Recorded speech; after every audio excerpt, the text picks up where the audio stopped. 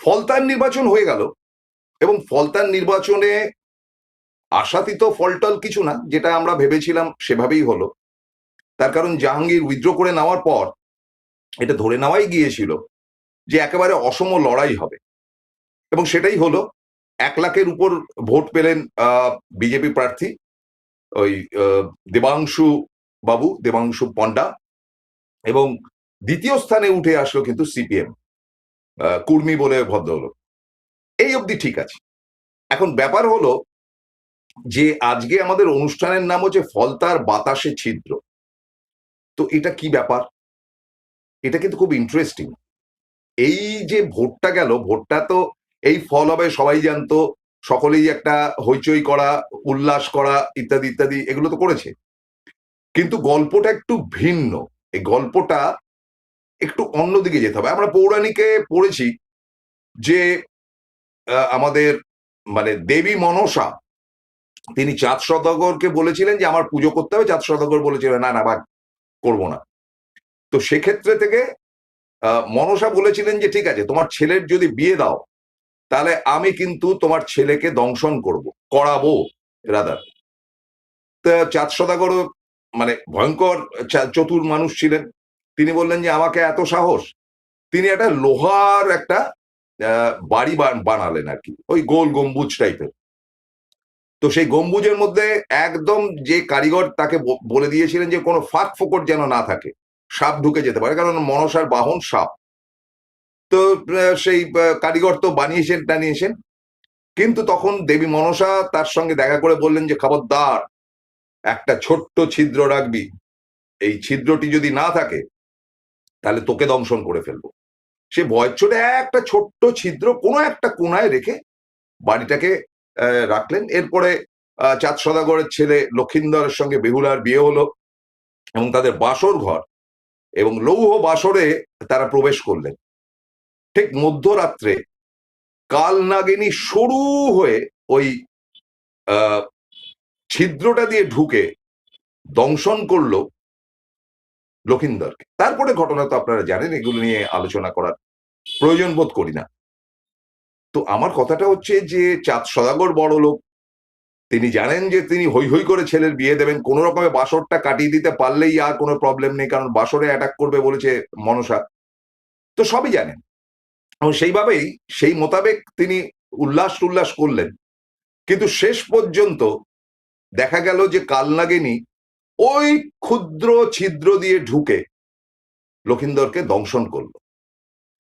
তো আমাদের এই মানে রোববার দিন ফল বেরোলো, যে সেই ফলতার ফল বলা যেতে পারে, তাতেও কিন্তু ফলতার বাতাসে একটা ছিদ্র রয়েছে, যে ছিদ্রটি নিয়ে আজকে আমরা আলোচনা করব। এবং সেই ছিদ্রটি নিয়ে আলোচনা যে করব, একেবারে পার্সেন্টেজ কি হতে পারে তার একটা প্রবাবল, যেটা যে হবেই এমন নয়, কারণ আপনারা যথেষ্ট বুদ্ধিমান বিজ্ঞ মানুষ, আপনারা বিচার করবেন, আমি বলবো। এবং আমি বলবো মানে আমার কথাটাই শেষ কথা হবে এমনটি নয়, বরং আপনাদের কথাটাও শেষ কথা হতে পারে, এবং আপনারা এটাতে প্রত্যেকে কমেন্ট করবেন। কিন্তু আমি percentage of vote and others এগুলো আপনাদের সামনে তুলে ধরবো। এটাই আজকের কিন্তু প্রশ্নের পাঞ্চ।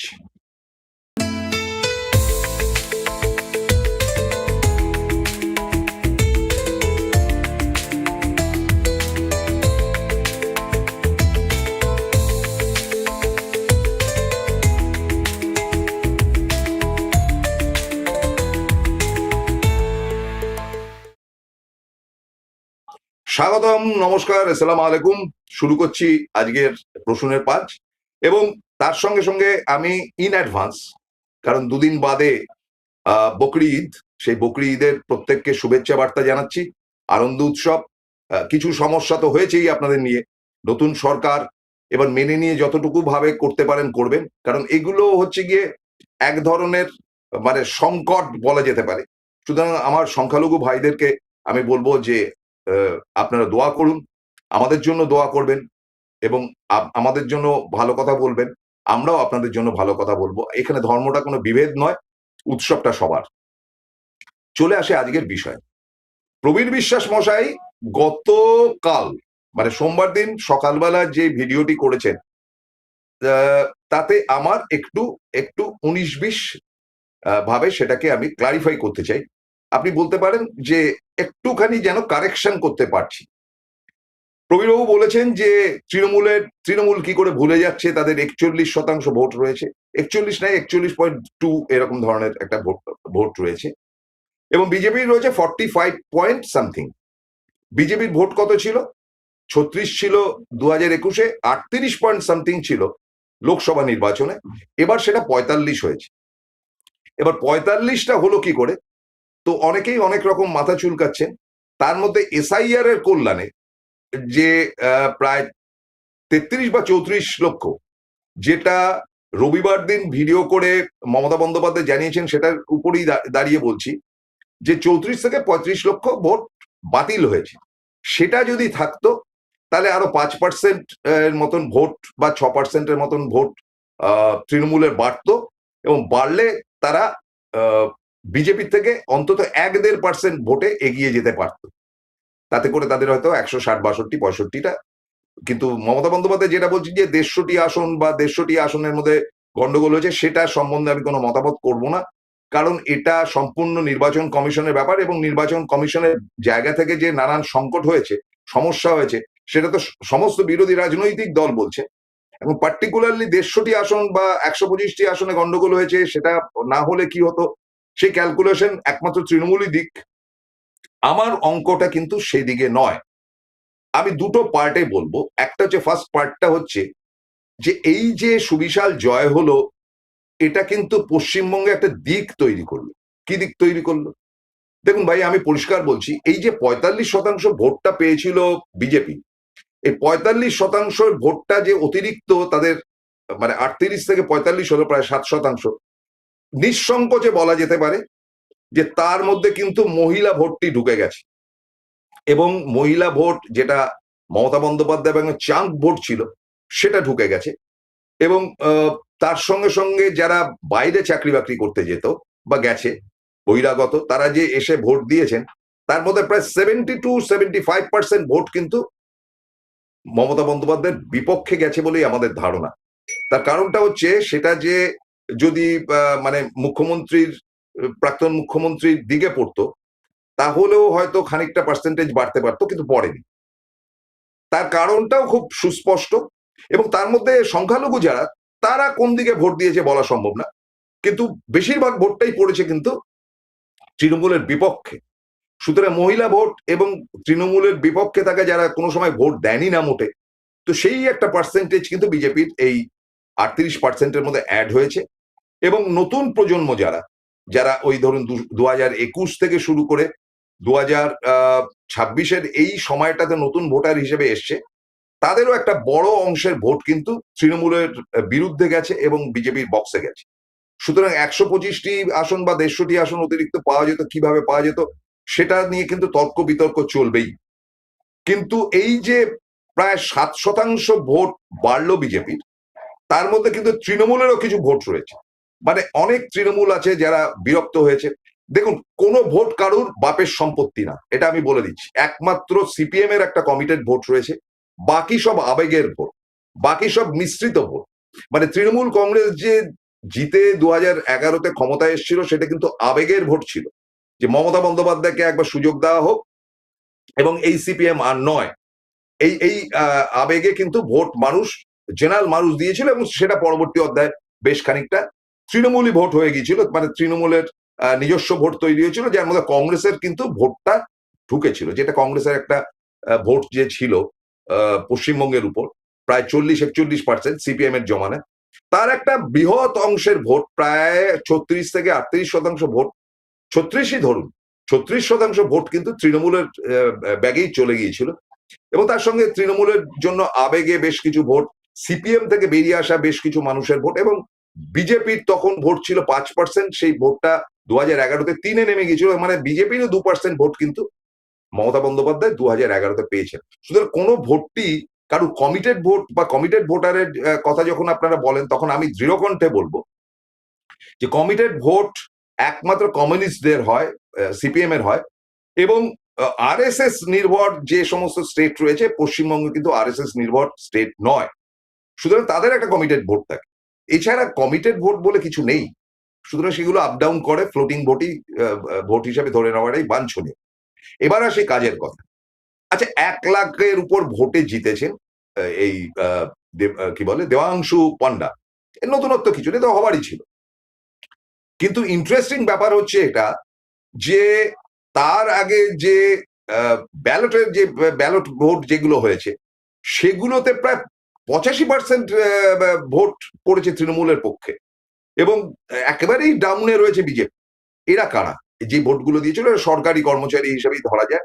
তার মানে সরকারি কর্মচারীরা কিন্তু খুব দ্রুত বিজেপির পাশ থেকে সরে গেল, যেটা মানে আগের বারের ভোটেও কিন্তু সরকারি কর্মচারীদের ভোট, যেটা মানে ব্যালটের ভোট, পোস্টাল ব্যালট যেটাকে বলা হয় আর কি, সেই ভোটটা কিন্তু বিজেপির পক্ষে ছিল, কিন্তু সেটা তৃণমূলের পক্ষে এলো এই কারণে যে পোস্টাল ব্যালট অনেক আগেই ছাড়া হয়, এবং তারা কিন্তু ওই ডিএটা পাচ্ছে না বলে আমার ধারণা তারা মমতা বন্দ্যোপাধ্যায়কে বা তৃণমূলকে ভোটটা দিয়েছে। সেটা বাদ দিন, সেটা দিয়ে তো আর ভোটের বিচার করা যায় না।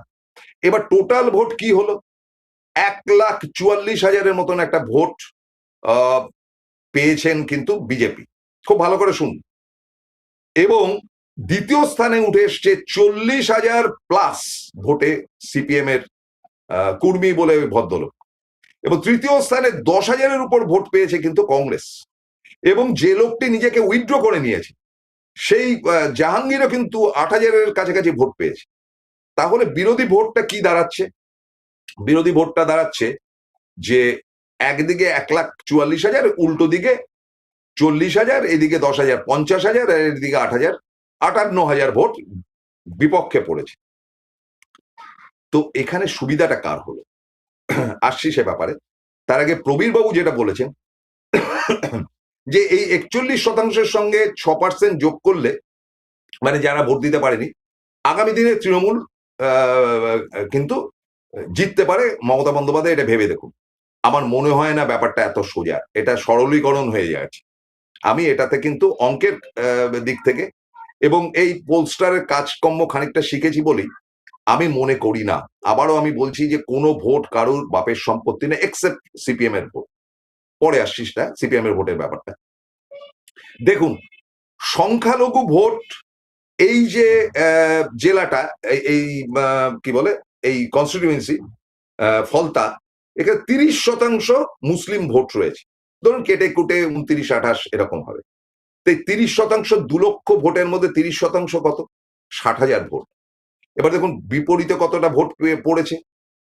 58,000 ভোট। অর্থাৎ সংখ্যালঘু ভোটটা কিন্তু পুরোপুরি প্রায় চলে গেছে সিপিএম এর বক্সে, প্রায় 80%, এবং তারপরে 20% গেছে আপনার, 12% গেছে কংগ্রেসের বক্সে, আর ওই নিয়ারলি 8% গেছে ইয়ের বক্সে, তৃণমূলের বক্সে। এবার ইন্টারেস্টিং ব্যাপারটা হচ্ছে যে মমতা বন্দ্যোপাধ্যায় যে 41% ভোট রয়েছে প্রবীর বাবু, সে 41% ভোটের মধ্যে কিন্তু ধরে নিন 30% কিন্তু সংখ্যালঘু ভোট। এই সংখ্যালঘু ভোট কিন্তু একসময় সিপিএম এর ছিল, এই সংখ্যালঘু ভোট কিন্তু দীর্ঘদিন তৃণমূলের রয়েছে। তার কারণ সংখ্যালঘুরা সবসময় সিকিউরিটি চায়, কারণ কেন্দ্রে, মানে আগে এই সিকিউরিটি ব্যাপারটা ছিল না, কিন্তু কেন্দ্রে যেদিন থেকে বিজেপি সরকার এসে সেদিন থেকে তারা নিজেরা মনে করে উই আর ইনসিকিউর। ফলে এই সংখ্যালঘু ভোটটার দিকে কিন্তু একটা মস্ত ব্যাপার রয়েছে, এবং তারা বিজেপিকে ভোট দেয় না, দিলেও 0.5%, 0.5% এরকম, এর বেশি কিছুতেই না। তো এই সংখ্যালঘু ভোটের জায়গাতে যে ভোটটা ডিভাইড হলো, প্রবীরবাবু জেনে রাখুন যে তৃণমূলের 41% ভোট লাস্ট পোলিং হয়েছে, সংখ্যালঘু রয়েছে তার মধ্যে এখনো পর্যন্ত 27 থেকে 28%। আমি 26%ই ধরছি, 4% ভোট ওই সিপিএম পেয়েছে, কিংবা আইএসএফ পেয়েছে, কিংবা এই হুমায়ুন টুমায়ুন এরা পেয়েছে। এই 26% ভোট যদি আপনি 41% থেকে ডিডাক্ট করেন, আপনার পড়ে থাকবে কিন্তু 15%। এই 15% ভোটটাই কি তৃণমূলের ভোট? ভাবার ব্যাপার, সেটা নিয়ে আলোচনা করছি।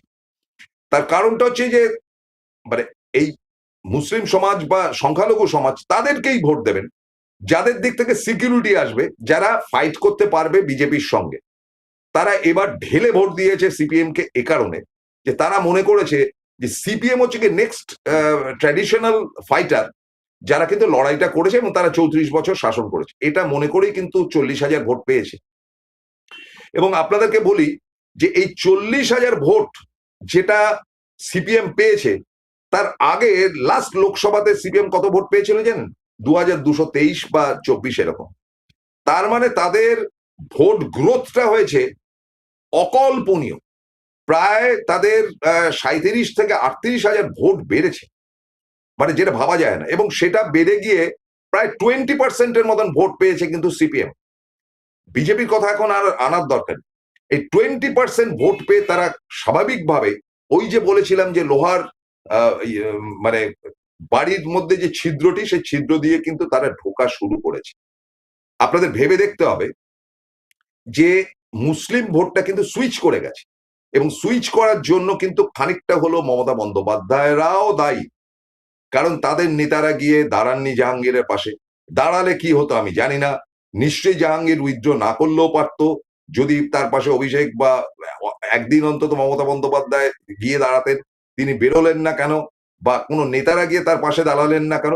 ফলে সংখ্যালঘুরা ইনসিকিউর বোধ করলো। যে মুহূর্তে উইথড্র করলো জাহাঙ্গীর, সেই মুহূর্তে তারা মনে করলো কংগ্রেস এবং বিজেপির এই সিপিএম এর মধ্যে, কংগ্রেস এবং সিপিএম এর মধ্যে সিপিএম মাচ মোর মানে অ্যাটাক করতে পারবে বা ডিফেন্স করতে পারবে বিজেপির সঙ্গে।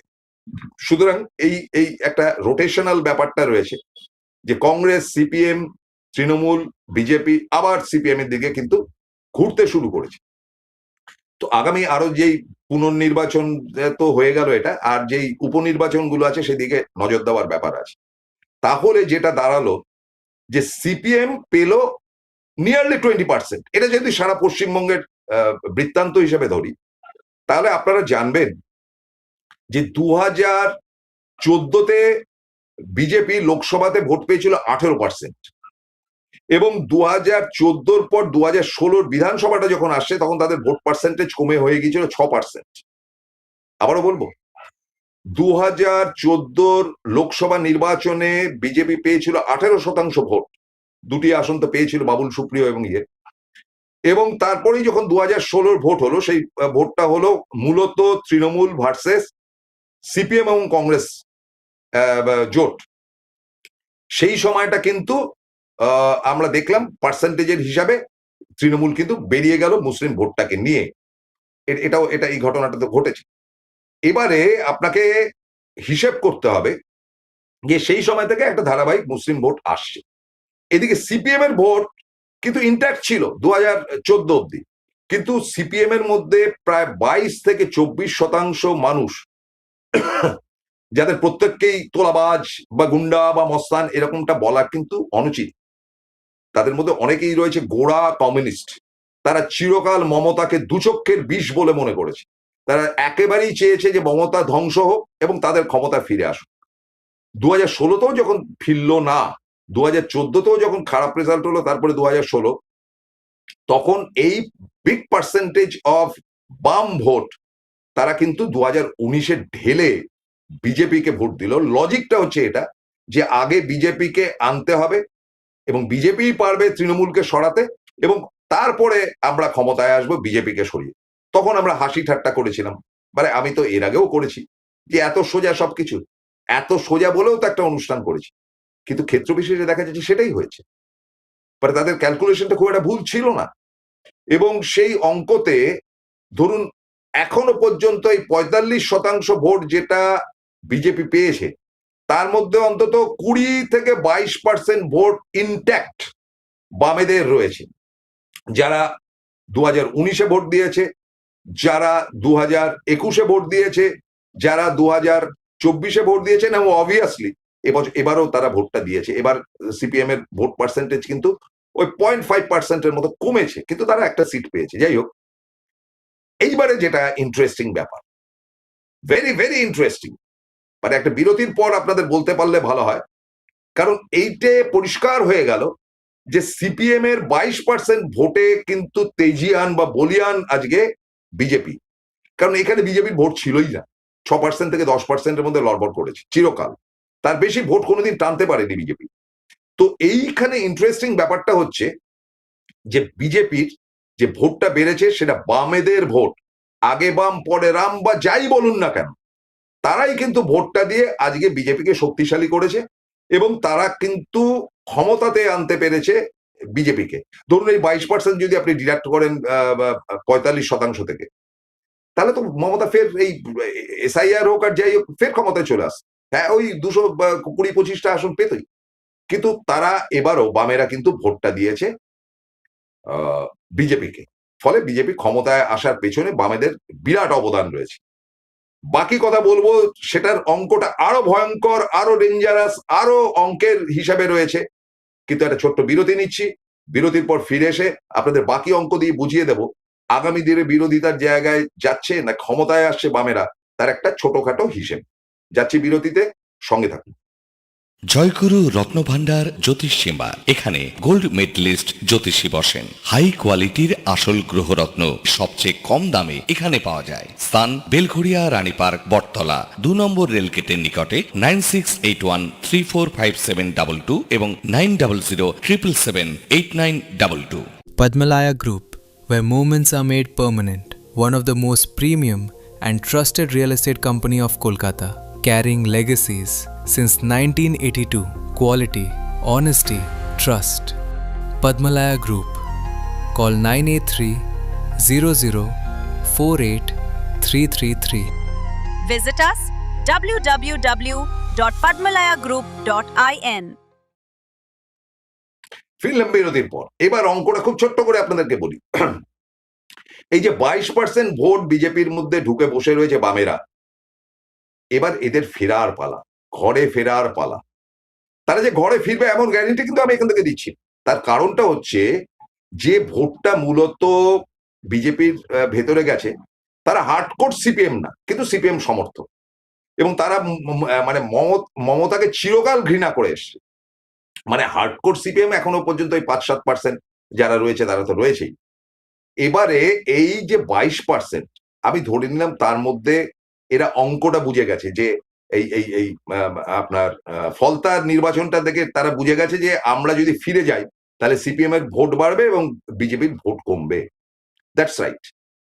তো এই 22%-এর মধ্যে থেকে যদি 15% ভোট বামেদের যা ছিল সেটা যদি ফেরত যায়, আপনার হাতে কিন্তু কি রয়েছে, আপনার হাতে 20% ভোটটা রয়েছে, যেটা এই লাস্ট যেটা ভোটটা হলো, সেটা হিন্দু মুসলমান সব মিলে এই যে লাস্ট ফলতার ভোটটা হলো, তাহলে তাদের 5% থেকে তারা 20%-এ উন্নীত হয়েছে।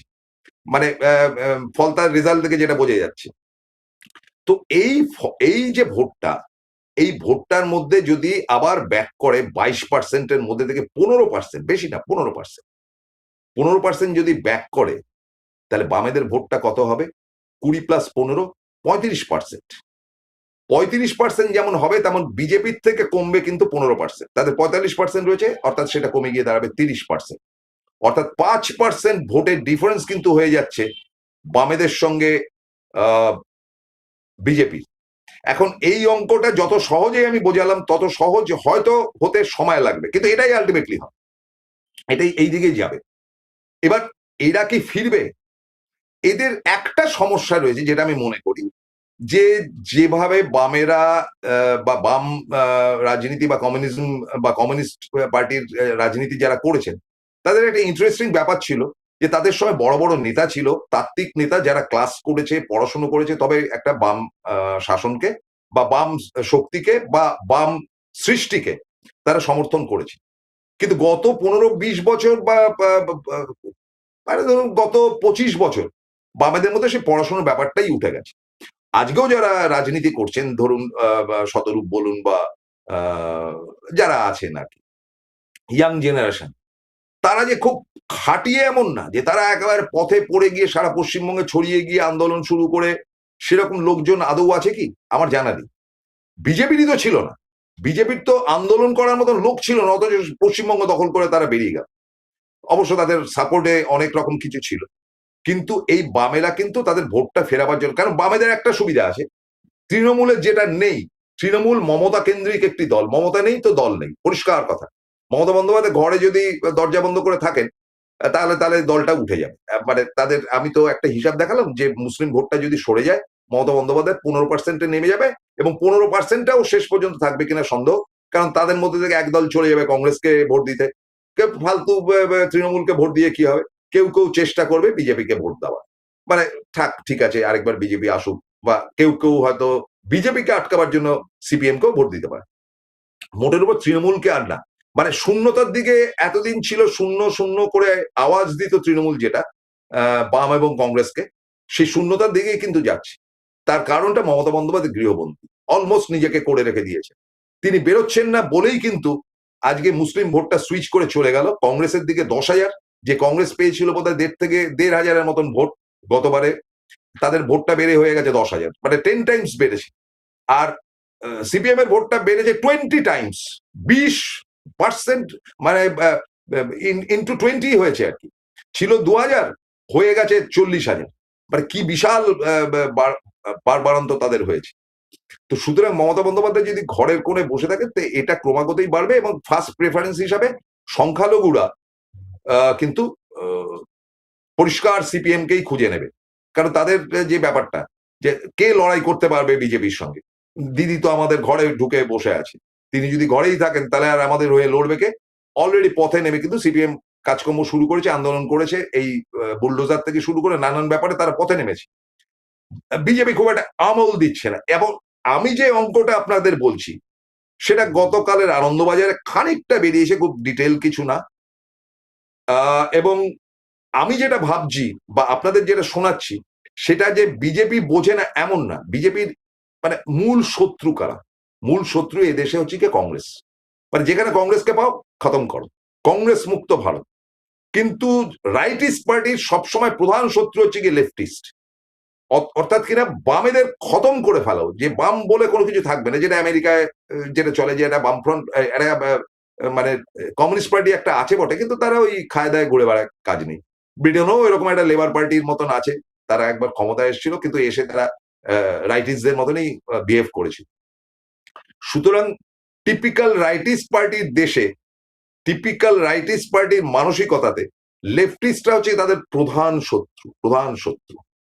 সুতরাং এই প্রধান শত্রুদেরকে তারা যে বাড়বে, এবং বেহুলার ওই ছোট্ট ছিদ্র, লোহার ছিদ্র দিয়ে যে সিপিএম ঢুকে পড়ছে এবং পরে তারা কাল নাগিনী হয়ে দাঁড়াবে, তার শুরুয়াতটা আজকে বললাম, স্টার্টিং পয়েন্টটা বললাম, যে এটা কিন্তু সিপিএম এর মানে এগিয়ে আসার ফল।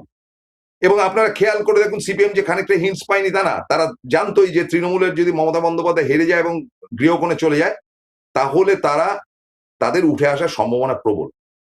কারণ তাদের ফার্স্ট টার্গেট থাকবে কিন্তু সংখ্যালঘু ভোট, যেটা মমতার একদম চাঙ্ক ভোট রয়েছে, এটা টার্গেট তারা করবে। এবং মানে কি বলা যায়, সংখ্যালঘুরা ঢেলে তাদের ভোটও দেবে, এটাও বাস্তব। কারণ তাদের টিকে থাকতে হবে না। আজকে বলছে যে কুরবানি করতে গেলে এই নিয়ম করতে হবে, সেই নিয়ম করতে হবে, আচ্ছা ওবিসির তালিকার থেকে নাম কেটে দাও, হ্যানা তানা, এই যে পরপর যেগুলো হচ্ছে সেগুলো আঘাতপ্রাপ্ত হচ্ছে সংখ্যালঘুরা। সুতরাং তাদের সাপোর্টিং এ তো কাউকে চাই। সেখানে তারা কিন্তু বামেদেরই চুজ করবে, এ কারণে যে মমতা বন্দ্যোপাধ্যায় এখনো ঘরের মধ্যে রয়েছে। কেন রয়েছেন আমি জানি, তিনি ঘরে বসে রয়েছেন, তিনি বলছেন যে আমি আর প্রেসের সামনে যাব না, আমি এবার যা করার ফেসবুকে করে। ফেসবুকে করে কোনোদিন ভোটে জেতা যায়? কোনোদিন কেউ জিততে পেরেছে? Facebook group, digital unit, IT cell, এসব মানে ঘোড়ার ডিমের। বিজেপিরও এই ব্যাপারটা রয়েছে যে তাদেরও একটা আইটি সেল রয়েছে, কিন্তু তারা সেটা ফেসবুকে খেলছে, কিন্তু পথে নেমে বা মানে অঙ্ক কষে সংগঠন তৈরি করার ব্যাপারে তারা মাস্টারপিস। পশ্চিমবঙ্গে এবার তারা তৈরি করে নেবে। কিন্তু আবারও আপনাদেরকে বলছি, সংগঠন করতে গেলে যে ধরনের ক্ষুরোধার ব্যাপার স্যাপার দরকার সেটা বামেদের আজকেও আছে, ক্ষুদ্রাতি ক্ষুদ্র। আপনি আলিপুরদুয়ারে যান, দেখবেন যে একটা বাম সংগঠন রয়েছে, তার একটা সেক্রেটারি রয়েছে এবং তারা তার কথা মানে। আপনি একদম কাকদ্বীপে চলে যান, সেখানেও দেখবেন আছে বলেই তো কিছু ভোট পাচ্ছে। কিন্তু এই যে ঘটনাটা ঘটলো, এই ঘটনার পর যদি বিজেপির অভ্যন্তরে থাকা 22% ভোটের মধ্যে 15% ব্যাক করে, এবং ব্যাক করার সম্ভাবনা প্রবল, এবং সেটা ব্যাক করবে, কিন্তু আপনারা ধরবেন সামনের ক্ষুদ্রাতি ক্ষুদ্র নির্বাচনগুলো। কি কি নির্বাচন আছে? একটা বসিরহাট নির্বাচন আছে, বসিরহাটের কিন্তু লোকসভা নির্বাচন, আচ্ছা, আরেকটা কি রয়েছে, আরেকটা নন্দীগ্রামের উপনির্বাচন। নন্দীগ্রামে কিছুই করতে পারবে না, নন্দীগ্রামে যে করেই হোক শুভেন্দুরা বের করে নেবে, কারণ সেখান থেকে যাকে দাঁড় করানোর কথা তিনি আগামী অর্থমন্ত্রী হতে চলেছেন মিস্টার সান্যাল। এবং রয়েছে যেটা, সেটা হচ্ছে গিয়ে হুমায়ুন কবির যে 2টি আসন জিতেছিল মুর্শিদাবাদ থেকে, তার একটি আসনের উপনির্বাচন। এইটা কিন্তু খুব ইন্টারেস্টিং হবে।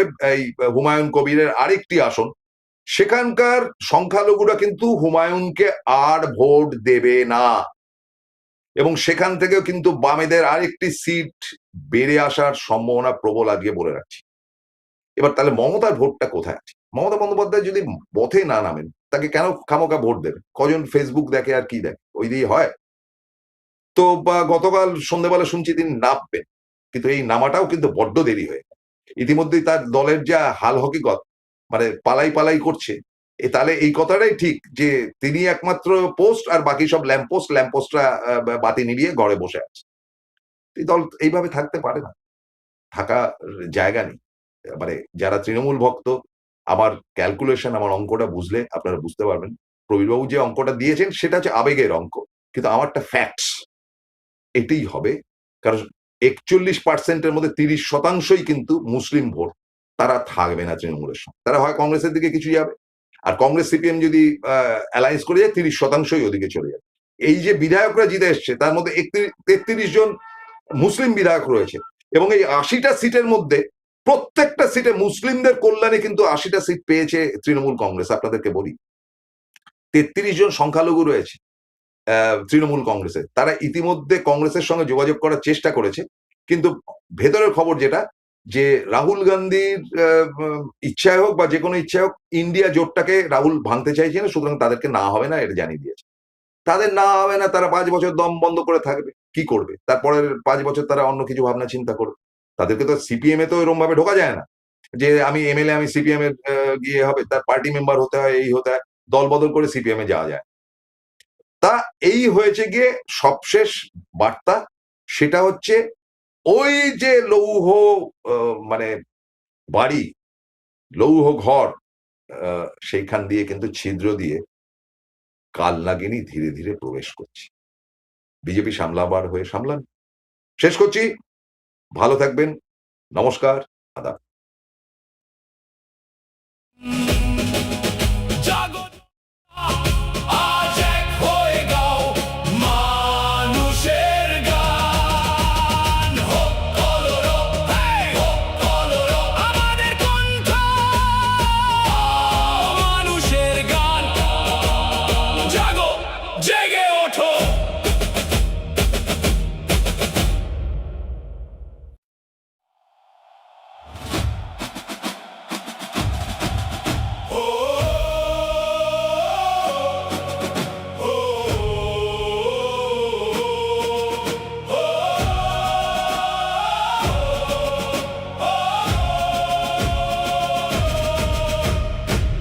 কলরব ভেঙে যাক সব জমানো নীরবতা, মানুষের গানে গানে ছড়া কাজ মুক্তির কথা, আমাদের কণ্ঠ হোক যেন বজ্রের মতো শান।